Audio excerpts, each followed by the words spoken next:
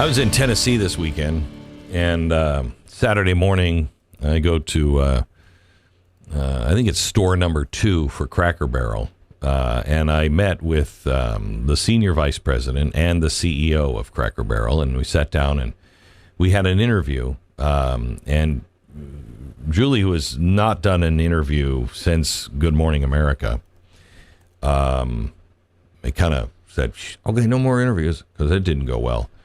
This was her first interview since then, and you know, it was weird because I got off the plane, and somebody on the plane said, "What are you doing here?" And I said, "I'm going to go interview the CEO of Cracker Barrel," and the immediate response was, "Get her." I was like, "Wow, okay, all right, thank you."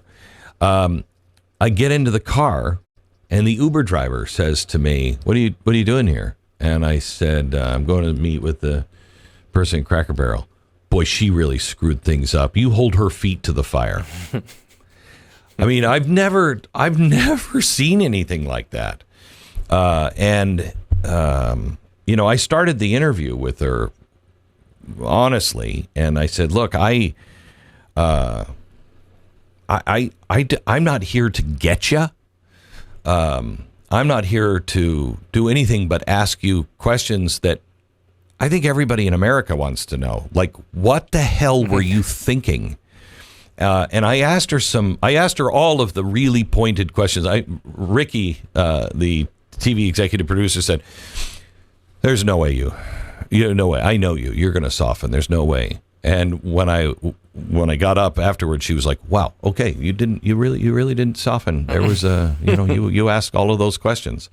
Because I thought they were fair. And I told her, I hate conflict. I'm not here for conflict. I'm not here. I don't need to make a name for myself by giving you a hard time. I don't care about any of that. I just want to do my job and ask you what happened here. And I said, so I'm going to ask you really uncomfortable questions. And she was prepared. And I think I finally broke through and got the real answer in the end. I think I got the real answer. And it came from one of the questions I asked was, are you surprised you haven't been fired yet? And her response was all telling.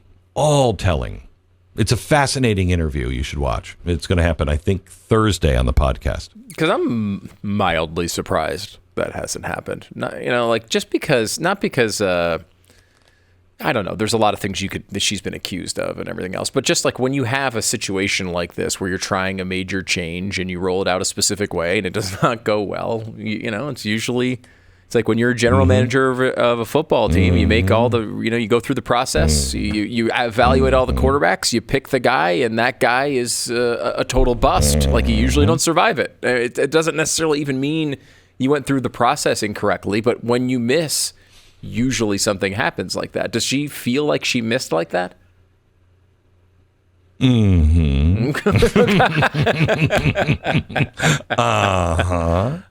she does. She's a very bright woman. She ran Coach, the was at the Purse company? place or whatever, the Coach brand. Godiva chocolates, Taco Bell, the global. She's a Fortune 500 CEO. She's very, very competent, very competent. So how could somebody very, very competent make this mistake? Does she walk you through that, how that happened? Uh-huh. Oh, wow. Yeah, she does. And what's interesting is they brought the senior vice president was also sitting there.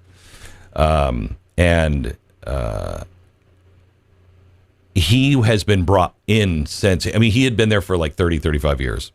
A really good guy. And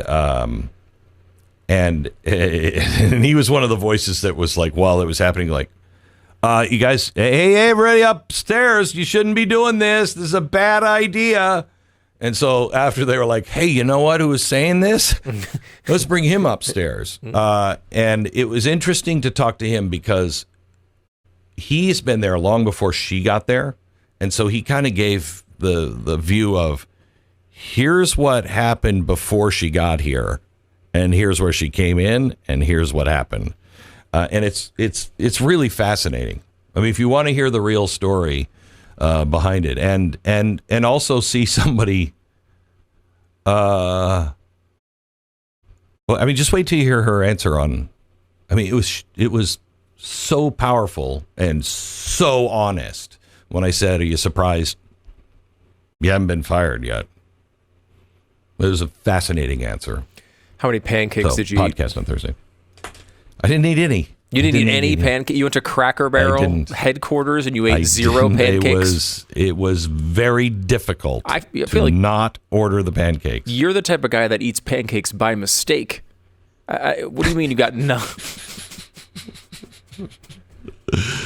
I was looking at my wife. My wife was sitting off the side of the camera, and I'm looking at her. I'm like, she's so beautiful, and I eat pancakes too many times, and she has to live with this, the pancake wearing shoes. I'm not going to order the pancakes. Anyway,